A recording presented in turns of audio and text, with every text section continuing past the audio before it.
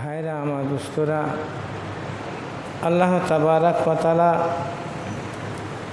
আমাদেরকে দুনিয়ার বুকে প্রেরণ করেছে মানব আকারে। তার জন্য সবচাইতে বেশি শুকরিয়া একবার আর জ্ঞাপন করি যে আলহামদুলিল্লাহ। তার মধ্যে আবার মানব আকারে শুকরিয়া জ্ঞাপন তো করলামই, কিন্তু তার সাথে সাথে আমাদেরকে আল্লাহ রাব্বুল আলামিন দুনিয়ার বুকে এত যে মানব আছে, মানবের মধ্যে আমরা আবার মুসলমানের ঘরে জন্মগ্রহণ করতে পেরেছি, আল্লাহ করিয়েছেন আমাদেরকে। তার জন্য আরও বেশি বেশি শুকরিয়া আল্লাহর দরবারে যে আলহামদুলিল্লাহ। তবে একটি কথা, মুসলমানের ঘরে জন্মগ্রহণ করেছে বটে, হাজারো হাজার মানুষ, লাখো লাখো কোটি কোটি মানুষ দুনিয়ার বুকে এসেছে, কিন্তু মুসলমানের উপরে যা কর্তব্য শুধু মুসলমানদের জন্যই নয়, তারা বিশ্বের যত মানব জাতি রয়েছে প্রত্যেকের কর্তব্য হলো আল্লাহ রাব্বুল আলামিনের গুণগান করা, আল্লাহ রাব্বুল আলামিনের হামদ প্রশংসা করা। কিন্তু যদি আমরা না করি, আল্লাহ রাব্বুল আলামিনকে আল্লাহ বলে না ডাকি, আল্লাহ তাবারাক ওয়া তাআলাকে আল্লাহর একত্ববাদী যদি আমরা প্রাধান্য না দিই, তাহলে আমাদের অবস্থা একেবারে শোচনীয় হয়ে দাঁড়াবে।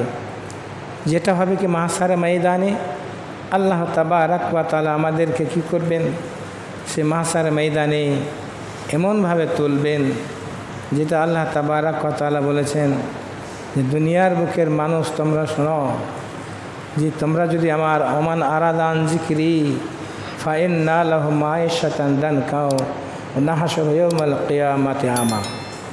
হে বিশ্বের বুকের মানব সম্প্রদায়, আমি আল্লাহ তোমাদেরকে যখন সৃষ্টি করেছিলাম সেই আদিতে সর্বপ্রথমে, তখন মালায়েকারা বলেছিল, ফেরেশতারা বলেছিল যে আল্লাহ রাব্বুল আলামিন তাদেরকে, সে মানব সম্প্রদায়কে সৃষ্টি করে কি হবে, আর আপনার ইবাদত বন্দেগীর জন্যই আমরা ফেরেশতারা যথেষ্ট রয়েছি। নাহনু নুসাব্বিহু বিহামদিকা ওয়া নুকাদ্দিসু লাক। আল্লাহ তাবারাক ওয়া তাআলার দরবারে সে ফেরেশতারা বলেছিল, যখন আল্লাহ তাবারাক ওয়া তাআলা আমাদেরকে সৃষ্টি করার আগেই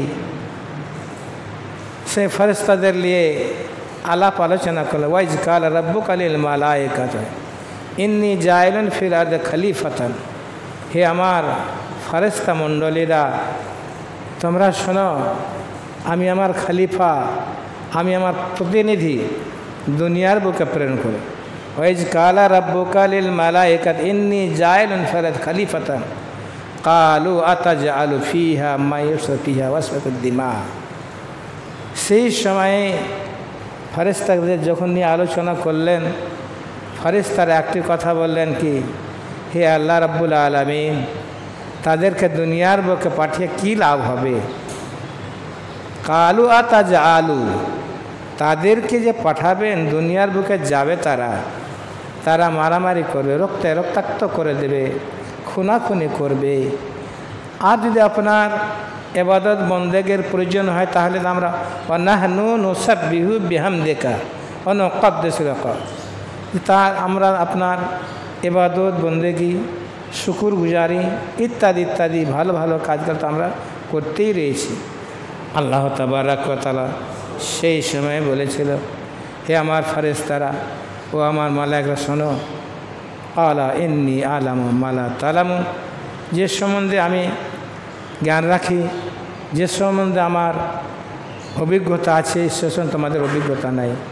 অতএব আমি আদম সালামকে দুনিয়ার বুকে পাঠাবো। যাই হোক, আল্লাহ তাবারাক ওয়া তাআলা আমাদেরকে, আমাদের আদি পিতা হযরত আদম আলাইহিস সালাতু ওয়াস সালামকে দুনিয়ার বুকে প্রেরণ করলেন।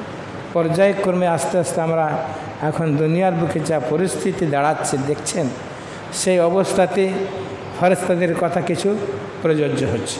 কথাটাকে যারা বলেছিল যে তাদেরকে দুনিয়াতে পাঠিয়ে কি হবে, এবার আপনারা আমরা সব দেখতে পাচ্ছি যে কি এখানে সেখানে খুনাখুনি মারামারি।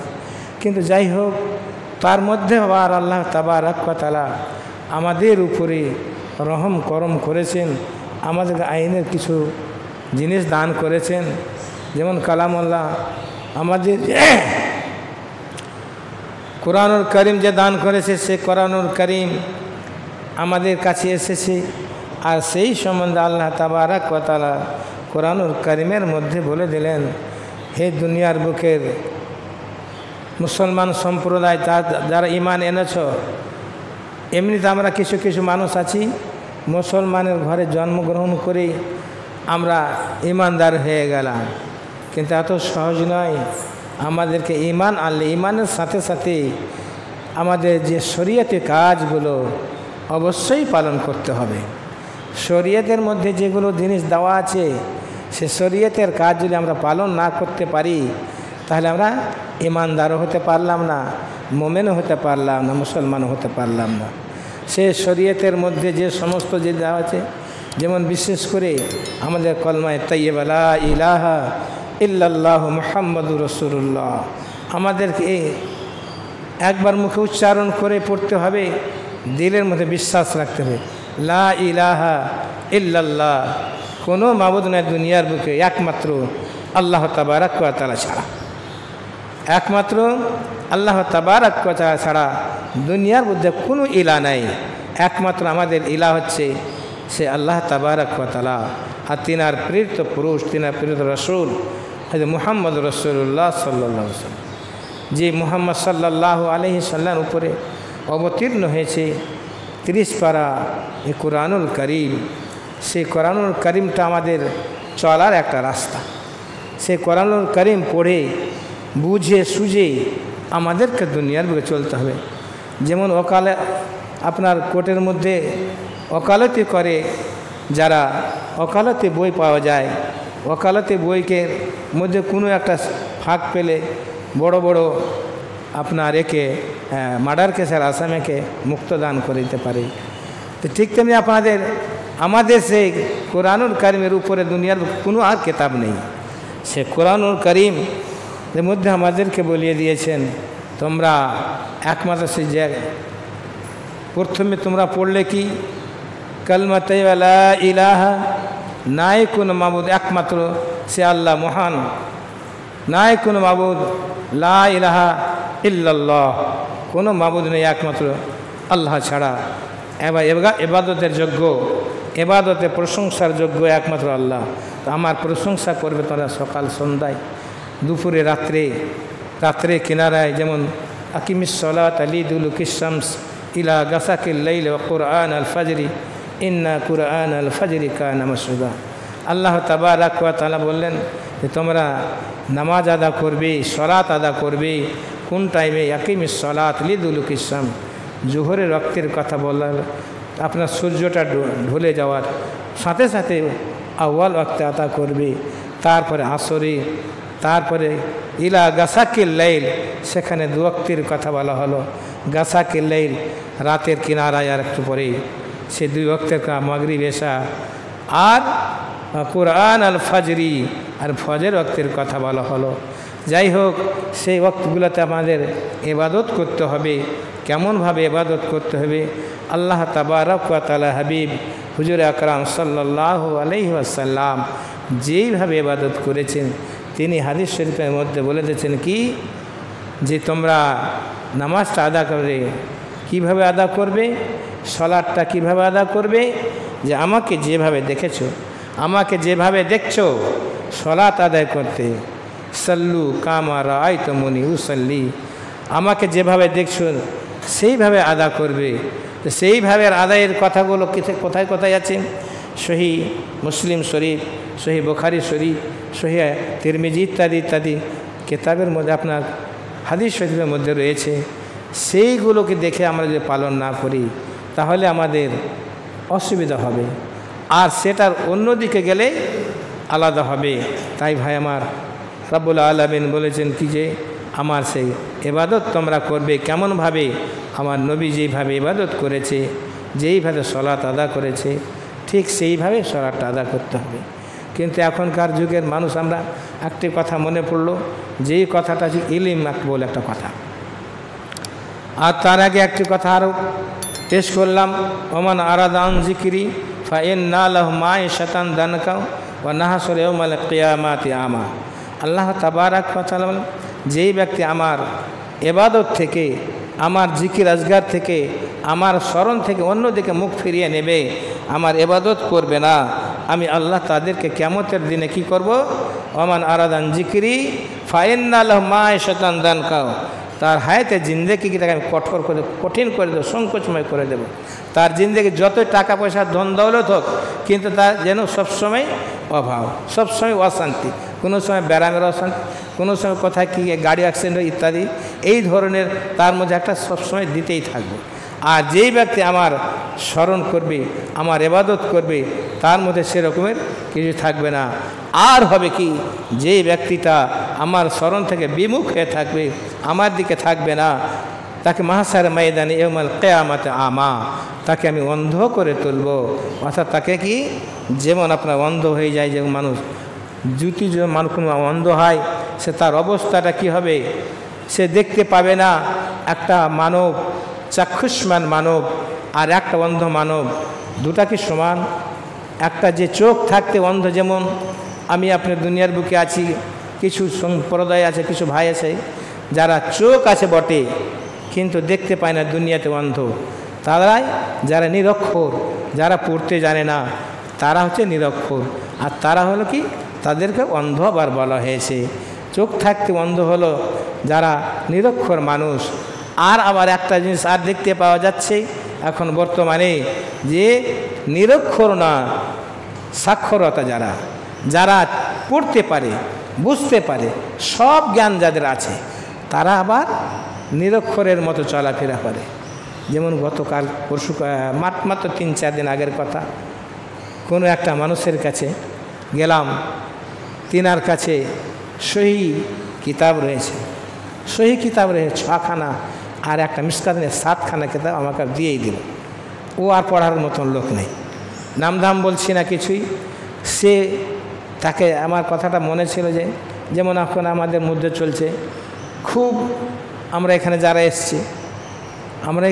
এসেছি, আমরা হযরত বিলাল রাদিয়াল্লাহু তাআলা আনহুর সমকক্ষী সবাই। কারণ হযরত বিলাল রাদিয়াল্লাহু তাআলা আনহু যখন আল্লাহ নবী হুজুর সাল্লাল্লাহু আলাইহি ওয়াসাল্লামের হাতে হাত দিয়ে কালমা তাইয়্যিবা পড়ে নিলেন, তিনার উপরে উমাইয়া বিন খালফ, তিনার যে মালিক ছিল, উমাইয়া বিন খালফের চাকর ছিল হযরত বিলাল রাদিয়াল্লাহু তাআলা, তিনার উপরে কী নির্যাতন হয়েছিল আপনারা সবাই জানেন, আমার থেকে বেশি ভালো ভালো জানেন। তো সেই উমাইয়া বিন খালফ কত রকম অত্যাচার, বালুর উপরে শুয়ে দিত, পাথর চাপিয়ে দিত, ইত্যাদি ইত্যাদি করে তাকে বিভিন্নভাবে কষ্ট দিত। ঠিক তেমনিভাবে আমাদের উপরে, আমরা এখানে যারা আছে, আমাদের প্রত্যেকের উপরে কম বেশি কাহার উপরে একটু বিভিন্নভাবে কষ্ট হয়েছে, চলছে এখনও। তো যাই হোক ভাই, আমার দোস্ত বাবাজিরা, আমরা এটাই জিনিস বুঝতে পারছি যে যখন তাকে দেখালাম, দেখে বলছে, এই তুইগুলো কাজ আমি করবো না, তুইগুলো কাজ আমি করবো না, চোখে দেখে। তাই আল্লাহ রাব্বুল আলামিন পবিত্র কুরআনুল কারীমের সূরা জুমা মধ্যে লিখেছেন, মাসালুল্লাযিনা হুম্মিলুত তাওরাতা সুম্মা লাম ইয়াহমিলুহা মাসালি হিমারি ইয়াহমিলু আসফারা বি'সা মাসালাল কওমিল্লাযিনা কাযযাবু বিআয়াতিল্লাহি ওয়াল্লাহু ইউহিব্বুল কওমাজ জালিমিন। আল্লাহ রাব্বুল আলামিন বললেন, মাসালুল্লাযিনা হুম্মিলুত তাওরাত, দুনিয়ার বুকে আমাদের নবীর আগে স্টেপে ছিল মুসা সাল্লামের জামানায়, তাওরাতের, মুসা সাল্লামের উপরে তাওরাত নাজিল হয়েছিল। আর সে তাওরাত যারা বুঝতো, ভালোভাবে পড়তে জানতো, পড়ে মানে করে বুঝাতে পারতো লোককে, সে তাওরাত মানুষকে বুঝিয়ে সুন্দর করে তাওরাতের মানে পথে আনতে পারত। তথাপি তারা কি করেছিল, তাওরাতের জ্ঞান তাদের যথেষ্ট ছিল, কিন্তু তারা সুন্দর জ্ঞানটা লাগাতে পারেন, লাগায়নি, কাজ ইচ্ছাকৃত। তারা আর কি করেছে, কাজ্জাব বলেছে, এটা মিথ্যা ইত্যাদি ইত্যাদি বলিয়ে মানুষকে বিভ্রান্তি করে দিয়েছিল। সেই তাওরাতের জ্ঞান থাকা সত্ত্বেও যারা সঠিক জ্ঞানে আপনার পৌঁছালো না, ঠিক তেমনিভাবে বলা হচ্ছে মাসাল হুম্মেল তৌরা সুম্মা লাম ইয়াহমিলু কা মাসাল হিমারে। তাদেরকে বলা হচ্ছে ওই সমস্ত সম্প্রদায়েরা, ওরা যারা তাওরাতের জ্ঞান সঠিকভাবে রাখলো ঠিক, কিন্তু সেটাকে সঠিকভাবে পৌঁছাতে পারলো না, সেই ব্যক্তিরা হলো কি মাসাল হিমার। সে তারা আপনার গাধার পিঠে কিছু জিনিস, যেমন আমরা বিশেষ করে একটা যুগে জানতাম যে গাধার পিঠে করে ধোপারা কাপড় নিয়ে যেত ঘাটে, আর ঘাট থেকে আবার শুকিয়ে নিয়ে আবার বাড়ি ফিরিয়ে দিত। সে গাধার পিঠে কি আছে, গাধা কিছুই জানে না। ঠিক তেমনিভাবে বর্তমান যুগের কিছু ওলামায়ে কেরাম যারা আছে, তাওরাত ঠিক সেইভাবে তারা বহন করেছিল, মানুষের সঠিকটা পৌঁছে দিয়েছিল না। আর এখন আমাদের বর্তমান সমাজের আলেম সম্প্রদায় ঠিক তেমনি সঠিক জিনিসটা পেয়েও মানুষের কাছে সঠিকটা পৌঁছে দিতে পারে না। আমরা কি পৌঁছাচ্ছি মানুষের কাছে? কোনো বাড়িতে কেউ যদি মারা যায়, সেখানে গিয়ে আমরা 5 জন 7 জন 10 জন 2 জন 4 জন যার যত সমর্থ মোতাবেক মৌলভী সাহেবকে, মুন্সিদেরকে ডেকে, গ্রামের ইমামদেরকে ডেকে ডেকে বাড়িতে গিয়ে কিছুক্ষণ পড়ানো, পড়িয়ে দিয়ে দুপুরের পর বা সন্ধ্যার পর যে কোনো একটা সময় আবার হাত তুলে মোনাজাত করা হলো, দোয়া করা হলো। সে মুর্দাটা জীবনে কোনোদিন নামাজই পড়ল না, রমজানে রোজা রাখলো না, তার জন্য আমরা হাত তুলে দোয়া চাইলাম। আল্লাহ রাব্বুল আলামিন এই একটা কথা আর বলি, মাঝখানে কিছুদিন আগে একটা চাইলাম, হুট করে আমাকে ধরে নিয়ে আমাকে প্রশ্ন, হ্যাঁ তোরা ভেলে এইরকম ভাষা, তোরা ভেলে চালিসা চাহারাম সব তুলে দিয়েছিস, কোরআন খানি করা, জিয়ারত করা সব তুলে উঠিয়ে দিলি। তখন আমি বললাম, ভাই আমি উঠানোর মালিক কে? আমি উঠানোর মালিক কে? আমি কেন উঠাবো? চাহার আমি কেন উঠাবো? আর চালিসাই কেন উঠাবো? আর আমি কবর জিয়ারতে বা কেন উঠাবো? আপনারা পড়ে দেখুন, সূরা তাওবার 84 নম্বর আয়াত পড়ে দেখুন, সূরা তাওবার 113 114 নম্বর আয়াত পড়ে দেখুন। আল কুরআনুল করিম যেটা বলবে সেটাই সাব্যস্ত, কুরআনুল করিম থেকে যেটা পাওয়া যাবে সেটাই ঠিক। আমার মুখের কথা কেন শুনবেন? আমিটা কে? আমিটা সাধারণ মানুষ, আপনারা সুশিক্ষিত মানুষ, আপনারা এই সূরাগালা থেকে পড়ুন। তো ভাই আমার দোষটা ঠিক ঠিক, আজকে আমরা মানুষ কিন্তু সেদিকেই লক্ষ্য রাখি বেশি, যেটার দিকে আদৌ আল্লাহ নবী আল্লাহ রসুল আল্লাহ রসুল সাল্লাহ সাল্লাম আল্লাহ তাবারক কথা যেটা আদেশ দেয়নি বা বলেননি করতে হবে, সেটা আমরা করছি। আর যেই জিনিসটা নিষেধ করেছে সেই জিনিসটা আমরা আঁকড়ে ধরে আছি। সেই জিনিসের দিকে আবার কিছু আমরা আলেম সম্প্রদায় আছি যারা নিজের মন গড়া কথা বলিয়ে দিয়ে আমরা যদি আমাদের রোজগারটা বেশি হয়, আমাদের প্রভাবটা বেশি হয়, তার জন্য গ্রামগঞ্জে আমরা পঠিত করি, পাঠ করি, কোরআনুল কারীম পড়ে বাড়িতে গিয়ে পড়লাম, কিন্তু সেটা আসল মূল তথ্য নয়। আসল মূল তথ্য হলো কোরআনুল কারীমকে পড়তে হবে, বুঝতে হবে, বুঝে সেইভাবে চলতে হবে। কোরআনুল কারীমের এমন কোন কথাটা নেই, এমন কোন কথাটা নেই যে আপনার চলতে কোনো অসুবিধা হবে। কোরআনুল কারীমের মধ্যে প্রত্যেকটা জিনিস রয়েছে, প্রত্যেকটা জিনিস রয়েছে। আপনার যখনই কেউ বলে এটা আমাদের মাঝহাবে নেই, তখন বড় লজ্জা লাগে, কেন মাঝহাব বলে আবার কি জিনিস? কোরআনুল কারীমের মধ্যে কোনো মাঝহাবের ভাগ আছে? হাদিস শরীফে কোনো মাঝহাবের ভাগ আছে? না। আমাদের সুন্দরভাবে আল্লাহ তাবারক ওয়া তাআলা আমাদেরকে এত সুন্দর জ্ঞানের অধিকারী করিয়ে দিয়েছেন। যে কোনো ভাষাতে আপনার এতে গিয়ে দেখলাম, মদিনা শরীফে, মক্কা শরীফে গিয়ে দেখলাম যে আপনার কোরআনুল কারীমকে হিন্দিতে আপনার মানে করা আছে, আপনার তামিলনাড়ু ভাষাতে মানে করা আছে, ইংরেজিতে এখানে তো আছে দেখতেই পাচ্ছি। আমি একটা কথা মানে খুললাম, দেখছি তো তামিলনাড়ুর ভাষাতে লেখা আছে। আমার তো পড়ার ক্ষমতাই নেই, তামিলনাড়ু যাই না তো কী করে পড়ব। কিন্তু এমন কোনো ভাষাতে এখন বেরোয়নি যে কোরআনুল কারিমের মানে যে কেউ বুঝতে পারবেন এরকম নয়। তো যাই হোক ভাই আমার বন্ধুরা বাবাজিরা, যে আমাদের মধ্যে কতকগুলো যে আলেম রয়েছে যারা আসলটাকে লুকিয়ে রাখলো, আসলটাকে লুকিয়ে রাখলো, আর যেটা আসল নয় সেটাকে প্রকাশ করলো। তার জন্য তার ঠিকানাটা কোথায় হবে আল্লাহ তাবারাক ওয়া তাআলা ভালোই জানেন। আমি বলবো না তিনি কোথায় যাবে না যাবে। তো যাই হোক, সে আমাদের সত্য জিনিসটা আমার জানতে হবে। সত্য জানার পরে আমরা যদি কাজ না করি, সত্য জানলাম, জানার পরেও কাজ না করলাম, আবার অসুবিধা। কিন্তু আমাদের সত্য জেনে একনিষ্ঠাভাবে মহান রব্বুল আলামিনের ইবাদত করতে হবে, যেভাবে ইবাদতের কথাগুলো বলে সেভাবে করতে হবে। কিন্তু আমরা নাম দিয়ে দিলাম কি আহলুল হাদিস। এবার যদি আমাদের মধ্যে নামটাতে দিয়ে দিলাম, কিন্তু কতকগুলো কাজ তার সাথে সাথে আছে। যেই কাজটা হচ্ছে কি, যে আমরা একে অপরে যদি কোনো রকমের কিছু বিদ্বেষ করি, কিছু হিংসা পোষণ করি, কিংবা কিছু অহংকার করি, তাহলে আমাদের ইবাদতগুলো নষ্ট হয়ে যাবে।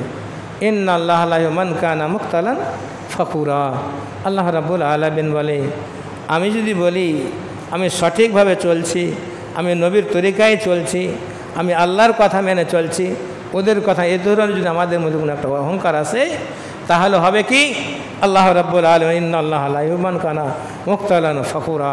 সেই আমি যেই ব্যক্তির অহংকার করলো তাকে আমি আল্লাহ ভালোবাসি না। আর আল্লাহ রাব্বুল আলামিনের হাবিব হুজুর আকরাম সাল্লাল্লাহু আলাইহি ওয়াসাল্লাম বলেছেন কি ইয়াকুল হাসাদা ফা ইন্নাল হাসাদা ইয়াকুলু হাসানা কামা তাকুলু নারু হুতাবা। যেমনভাবে আপনার হিংসা থেকে দূরে হতে হবে, হিংসা থেকে দূরে সরে থাকতে হবে। হিংসা করলে কোনো মানুষের লাভবান হতে পারে না। ধরেন কোনো মানুষ, যেমন হয়তো কেউ একটা দোকান দিয়েছে, কারোর দোকানে লেখা মানে বেচাকেনা বেশ ভালো হয়, পার্শ্ববর্তী লোকের যদি হিংসা হয়, ওর দোকানে বেচা কিনা ভালো হচ্ছে আর লাভবান বেশি হচ্ছে, তা কী করে কিছু করা যায়, অমুক লোকটা এই ধরনের, তো আর কিছু ক্ষতি করতে হবে। এই ধরনের হিংসা পোষণ যদি মনের মধ্যে আসে, আল্লাহ নবী বলে ইয়াকুম হাসাদা ফা ইন্নাল হাসাদা ইয়াকুলুল হাসানাতি কামা তাকুলুন নারু হুতাবা। সেই লোকটা যদি তাহাজ্জুদ, ইসরা, আওয়াবিন ইত্যাদি নামাজ আদা করলো, দান খয়রাত করলো, আর যদি সামান্যটুকু হিংসা তার মধ্যে থাকে, সামান্যটুকু হিংসা থাকে, তাহলে হিংসার কারণ হবে কি আল্লাহ নবী বলেন যে তোমরা কি হিংসার সম্বন্ধে জানো? হিংসাটা কি জিনিস? তো সেই হিংসাটা এমন একটা জিনিস যেমন কাঠকে আগুন দিয়ে খেয়ে যায়। আগুনের সামনে যত বড় দামি কাঠ, যত বড় দামি কাঠ থাক না কেন, যত বড় দামি কাঠ থাক না, সে আগুনের সামনে ধরলে সে কাঠকে রাখবে। নিমের কাঠ হোক, সীসার কাঠ হোক, সে কাঠকে সাথে সাথে জ্বালিয়ে শেষ করে দেবে।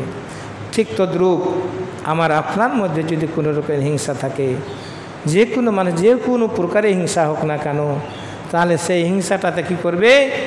কামা তাকুলুন নারু হুতাবা।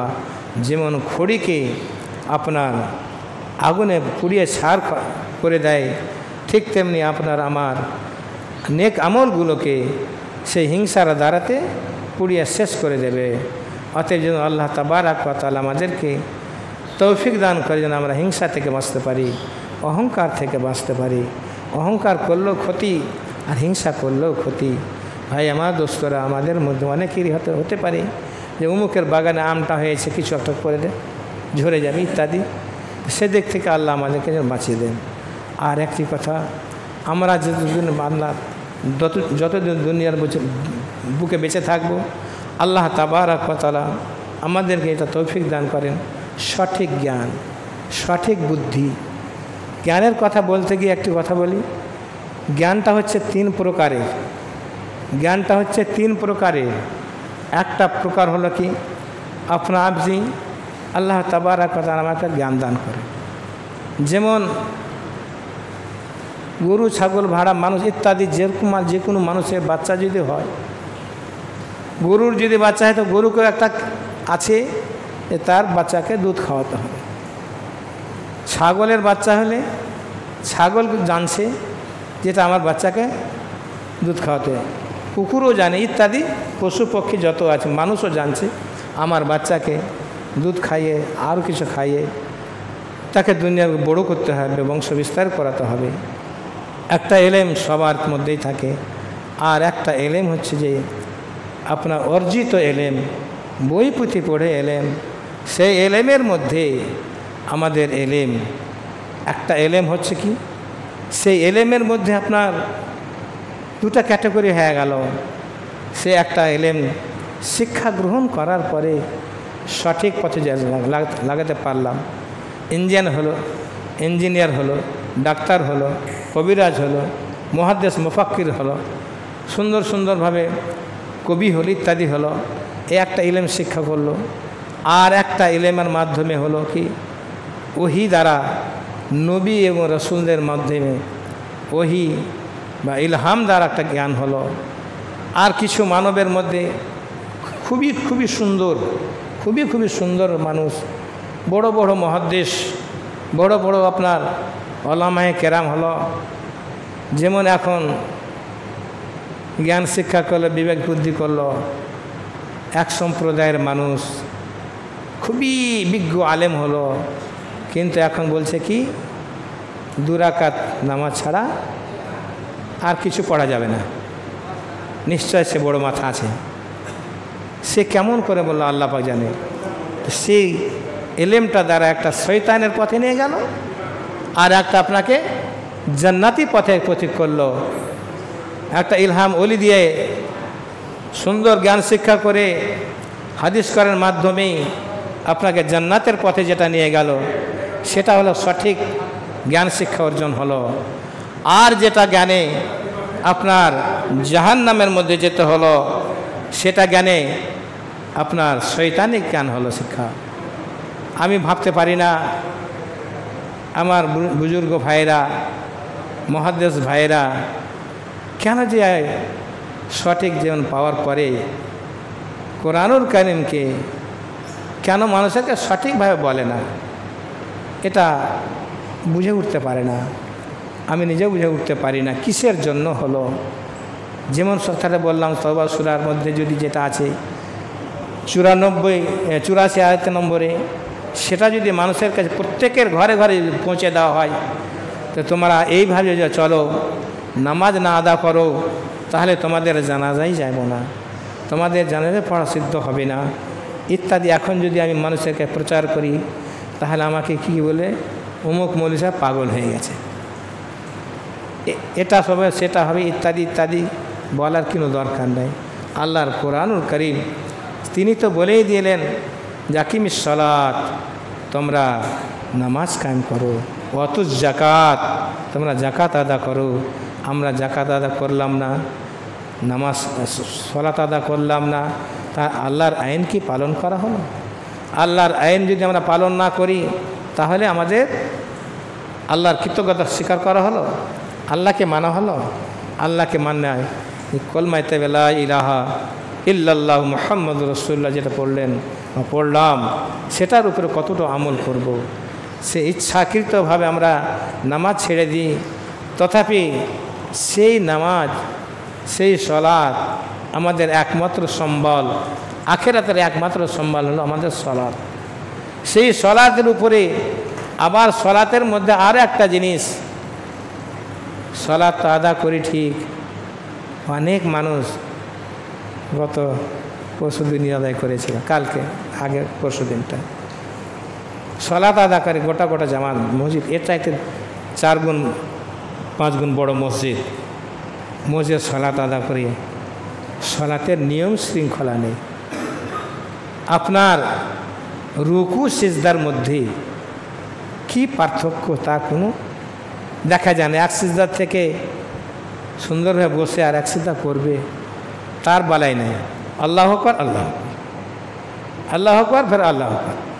বসার শোনার কোনো রকমের পার্থক্য নেই। সামি আল্লাহু লিমান হামিদা, আল্লাহু আকবার, সাথে 1 সেকেন্ডও সময় দেওয়া হয় না। সামি আল্লাহু লিমান হামিদা আর আল্লাহু আকবার সাথে। কত নামাজ আপনার সালাত আদায় করলেন। বলা হয় সবচাইতে বড় চোর কে? সবচাইতে বড় চোর ওই ব্যক্তিটা যেই ব্যক্তিটা সলাতের মধ্যে চুরি করে, ধন দৌলত চুরি করে, ডাকাতি করে, পিস্তল দেখে চুরি করে, সেটা আসল চোর নয়, সেটা আসল চোর নয়, ছিনতাই নয়। 1 নম্বর চোর হচ্ছে আপনার সলাতের মধ্যে যে রুকু গেলে রুকুটা সুন্দরভাবে আপনি সুবহান রব্বিয়াল আযীম, সুবহান রব্বিয়াল আযীম সুন্দরভাবে যদি আদা না করেন তাহলে আপনার নামাজ সঠিক হবে না। সিজদায় গেলেন, সিজদাতে গিয়ে সুবহান রব্বিয়াল আলা, সুবহান রব্বিয়াল আলা কমপক্ষে আপনি 5 বার পড়ুন, খুবই কম করে পড়লে তাহলে আপনাকে সময় লাগলো, সেই সময়টা আপনি যদি না দেন তাহলে আপনার সলাত আদা হবে। আপনার প্রভুর কাছে আপনি কি বলেন, বিনয়ভাবে নম্রতাভাবে আপনি সিজদা করবেন। আর নামাজের মধ্যে সবচাইতে বড় গুরুত্বপূর্ণ যে একটা জিনিস সেটা হচ্ছে কি সিজদা। সিজদার সাথে আল্লাহর কাছে আপনি যদি 2 ফোঁটা চোখের জল ফেলে দিতে পারেন, আল্লাহকে রাজি খুশি করিয়ে দিতে পারেন, তাহলে আল্লাহ তাবারক ওয়া তাআলা আপনার উপরে রাজি হয়ে যাবে। আল্লাহ আপনার জন্য জাহান্নামকে হারাম করে দেবে, জান্নাত আপনার জন্য গ্যারেন্টি করে দেবে। ভাই আমার বন্ধুরা, আমরা নামাজ পড়ি ঠিক, সলাত আদায় করি ঠিক, কিন্তু সলাতের মধ্যে আমাদের কতটা গুরুত্ব দিয়ে সলাত আদায় করি একবার ভাববেন, একবার চিন্তা করবেন। আমরা অন্য কারো কথা নাই, আমার নবী হুজুর আকরাম সাল্লাল্লাহু আলাইহি সাল্লাম যতটা সালাত আদা করেছেন, যেমন তাহাজ্জুদের সালাত আদা করেছেন, অনেক রাতে উঠতেন, অনেক লম্বা করতেন। তিনার সাহাবায়ে কেরামেরা জিজ্ঞাসা করেছিলেন, ইয়া রাসূলুল্লাহ, ইয়া হাবিবাল্লাহ, আপনার সমস্ত মা তাকাদ্দামা মা তাখারা, আপনার সমস্ত আগের এবং পছের সমস্ত গুনাহ তো আপনার মাপ, আপনি এত কেন আদায় করেন সলাত, এত কেন ইবাদত করেন? আমার আপনার নবী বললেন, হুজুর সাল্লাম বললেন কি, হে আমার সাহাবায়ে কেরামরা, আমি কি আল্লাহর শুকর গুজার বান্দা হতে পারি না? তাহলে আল্লাহর নবী হুজুর সাল্লাম এত যদি ইবাদত করেন, আমরা কে, আমাদের কতটা দরকার? বেশি দরকার তাহাজ্জুদ নাই হোক, ইশরাক নাই হোক, আওয়াবিন নাই হোক, আমরা যেটি নামাজ 5 ওয়াক্তের আদা করি সুন্দরভাবে এবং টাইমের মধ্যে, যে টাইমের মধ্যে নামাজটা সঠিক টাইমের মধ্যে আদা করতে পারলে আল্লাহর দরবারে হাজার হাজার লাখ লাখ কোটি করে শুকরিয়া, আলহামদুলিল্লাহ।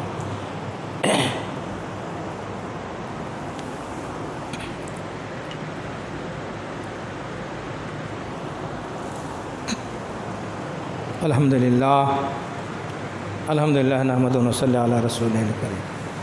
আউযু বিল্লাহি মিনাশ শাইতানির রাজিম, বিসমিল্লাহির রহমানির রহিম। কুল হুয়াল্লাহু আহাদ, আল্লাহুস সামাদ, লাম ইয়ালিদ ওয়া লাম ইউলাদ ওয়া লাম ইয়াকুল লাহু কুফুয়ান আহাদ। সমস্ত প্রশংসাই মহান করুন আল্লাহ তাবারক ওয়া তাআলা, যে আল্লাহ তাবারক ওয়া তাআলা আমাকে আপনাকে দুনিয়ার মুখে পাঠিয়েছেন একমাত্র একনিষ্ঠা আল্লাহ রাব্বুল আলামিনের ইবাদতের জন্য। তার মধ্যে যেমন আল্লাহকে আমরা কেমন জানব, আল্লাহকে কেমন জানব, আল্লাহ রাব্বুল আলামিন সূরা ইখলাসের মধ্যে বললেন, কুল হুয়াল্লাহু আহাদ, আল্লাহ এক, আল্লাহর কোনো জুড়িদার নেই। অনেকে কোনো সময় বলে আপনারা আল্লাহ বলেন, আমরা ভগবান বলি, একই জিনিস, কিন্তু না না। অনেকেই বলে আপনারা ঈশ্বর বলে, আমরা ঈশ্বর বলি, আপনারা আল্লাহ বলেন, একই জিনিস না, এক না। আল্লাহর এক নাম আল্লাহই, আল্লাহ নাম ঈশ্বর নয়। ঈশ্বরের ঈশ্বরই আছে, তার সহধর্মিণী আছে। আপনার ভগবানের ভগবতী আছে, তার সহধর্মিণী আছে। কিন্তু আল্লাহর না কোনো সহধর্মিণী আছে, না কোনো ছেলে আছে, না কোনো মেয়ে আছে, আল্লাহর কোনো কিছুই নেই। কুল হুয়াল্লাহু আহাদ, আল্লাহ একমাত্র ওয়াহিদ, আল্লাহর আগে পিছে কিচ্ছু নেই, আল্লাহ এক। আল্লাহুস সামাদ, আল্লাহ কারো মুখাপেক্ষী নয়। আমি বিগত দিনে হাজারো হাজার দোয়া চেয়েছি, হাজারো হাজার প্রার্থনা করেছি, আল্লাহ অমুকের ওসিলাতে দোয়াটা কবুল করে নিন, অমুক হুজুরের ওসিলা করে দোয়া চাই, আল্লাহ কবুল করে নিন। তখন হয়তো বুঝতে পারছিলাম না, এখন বুঝতে পারি সত্যি সত্যি জিনিসটা যে আল্লাহ কারো মুখাপেক্ষী নন। যা করেছি আল্লাহ ভুল করেছি, আল্লাহ আপনি ক্ষমা করুন। যে আল্লাহ যদি কারো মুখাপেক্ষী তাহলে পাক কালামুল্লাহর মধ্যে কেন বললেন আল্লাহুস সামাদ, আল্লাহ কারো মুখাপেক্ষী নয়। আর আল্লাহ তাবারাকা তাআলা বললেন হে আমার বান্দারা, তোমরা আমার কাছে ডাইরেক্ট চাও, যে প্রয়োজন আছে আমার কাছে চাও, আমি তোমাদের আদা করব। এটা তো বলা হলো না যে অমুকের ওসিলা দিয়ে। আর অমুকের ওসিলা যখনই বলা হবে তখনই হলো কি, এখন যদি একদিন বলেছিলাম আজ থেকে 8-10 বছর আগে যখন আমি ছিলাম ধারলার মধ্যে, তো বলেছিলাম যে কারো ওসিলা দিয়ে দোয়া চাবে না। যেমনি বলা কথা ভাসতে ভাসতে চলে গেল দরবার, হুজুরদের দরবার। সেই হুজুরদের দরবার থেকে কথা রিটার্ন আসে, ওকে তাড়াও, তাড়াতাড়ি তাড়াও, তাড়াতাড়ি তাড়াও। আবার আমাকে জিজ্ঞাসা করে, আমি বলেছিলাম যে একমাত্র নবীর ওসিলা দিয়ে দোয়া যাবে, এই কথা বলেছিলাম শুধু বাঁচার জন্য। কিন্তু দেখতে পাওয়া যায় না, সেটাও হচ্ছে না। কেন যে আমাদের নবী, আল্লাহর নবী হুজুর সাল্লাল্লাহু সাল্লাম যখন বদর যুদ্ধ করেছিল সর্বপ্রথম, তো তিনি এত কাঁদতেন, যুদ্ধ শুরু হওয়ার আগে আল্লাহর দরবারে খুবই কাকতি মিনতি করে কাঁদে আর বলে, আল্লাহ ইসলামের সর্বপ্রথম যুদ্ধ, আল্লাহ যদি আমরা হেরে যাই, আপনার দিন বিলুপ্ত হয়ে যাবে, মিটে যাবে, অতএব আল্লাহ আপনি মদদ করুন।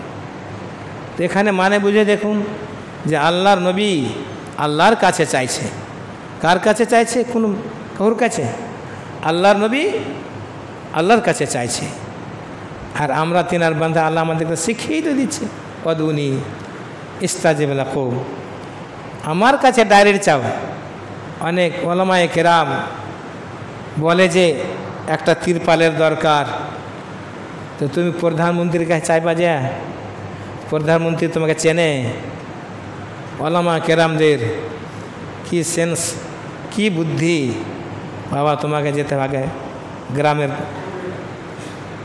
এর কাছে, মেম্বারের কাছে, মেম্বার থেকে তারপরে প্রধানের কাছে, তারপর লিস্ট ফিস্ট করে এটা দিয়ে তোর এতটি তিরপাল আমার দরকার, উপর থেকে পাঠাবে, তারপরে তুমি তিরপাল পাবে। সুবহান আল্লাহ, আল্লাহর সাথে আর তিরপালের সাথে কি কথা জড়িয়ে দিচ্ছে, আল্লাহর সাথে আর দুনিয়াবি এই এদের নেতাদের সাথে জুড়িয়ে দিল কথা। কেন এই কথা জুড়িয়ে দিলে আপনার ঠিকানা কোথায় হবে? আল্লাহ কোনো দিনই চাই না যে আমার বান্দারা কষ্ট করুক, এটা করুক সেটা করুক। তো যাই হোক ভাই আমার বাবাজিরা, আল্লাহ যেন আমাদেরকে সেদিক থেকে হেফাজত করে, আল্লাহ আমাদের প্রত্যেককে যেন সে সঠিক পথে পথিক রাখেন। যেটা আমাদের আমিন বললে খুব কষ্ট লাগে, বলে কেন কষ্ট লাগবে? আপনি সঠিক কথাটা পড়ে মানুষকে দেন জ্ঞান, তাহলে আপনার এলেমটা হবে, আপনার জ্ঞানটা হবে জান্নাতি জ্ঞান। আর আপনি যদি সেটাকে এই সেই করে বলেন, এই না এটা এটা না এটা এরকম করলে হবে, হ্যাঁ জোরে বললে হবে, আস্তে বললে হবে ইত্যাদি, এই ধরনের বলার মানে কি? এ ধরনের বলার কথার অর্থই বা কী? যাই না। আল্লাহ তাবারাক ওয়া তাআলা আমার বুজুর্গান দিনকে কীভাবে জ্ঞান দান করলেন, কতটা করলেন, আল্লাহ ভালো জানেন।